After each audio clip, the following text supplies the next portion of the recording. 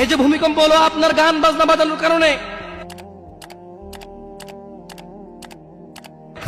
মুহাম্মদ সাল্লাল্লাহু আলাইহি ওয়াসাল্লাম কি মিথ্যা কথা বলে?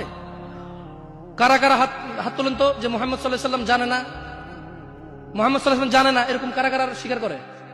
আল্লাহ নবী বলেছে, যখন বাদ্যযন্ত্র বেড়ে যাবে, গায়িকারা সম্মুখে এসে নাচবে, তুমি অপেক্ষা করো, পাহাড়গুলো কেঁপে উঠবে, পৃথিবীটা নড়ে উঠবে।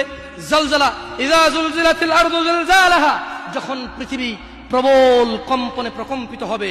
ওয়া খরাজাতিল আরদু আসকালাহা, যখন এই মাটি তার ভিতরে যা আছে একদম লাথি মেরে বের করে দেবে, লাশ হোক আর যাই হোক, মাটি বলবে যে বের হও, বের হও আমার থেকে, বের হও, আমি তোর আর কাউকে রাখবো না। وقال الانسان, মানুষ বলবে মালাহা মালাহা, পৃথিবীটা কি হলো, এই মাটির কি হলো, কেন সে কবরগুলো লাশগুলো বের করে দিচ্ছে, কেন সে স্বর্ণ মতি হীরা মানিক্য বের করে দিচ্ছে, মালাহা, এর কি হলো, কেন পাহাড় নড়ে উঠছে, কেন পাহাড় ভেঙে চূর্ণ বিচূর্ণ হয়ে যাচ্ছে? মানুষ বলবে মালাহা, পৃথিবীর কি হলো, বিআন্না রাব্বাকা আওহালাহা, পৃথিবী এটা করবে, বিআন্না রাব্বাক, কারণ তোমার প্রতিপালক আওহালাহা, পৃথিবীকে আদেশ করেছে।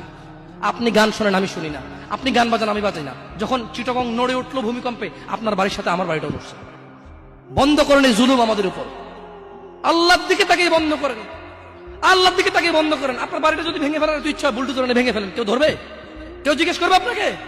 আপনি গান বাজনা শুনে এভাবে পৃথিবীতে বিপর্যয় নিয়ে আসতেছেন। ইত্তাকিল্লাহ হাক্কা তুকাতিহ, আল্লাহকে ভয় করেন যেভাবে ভয় করা উচিত।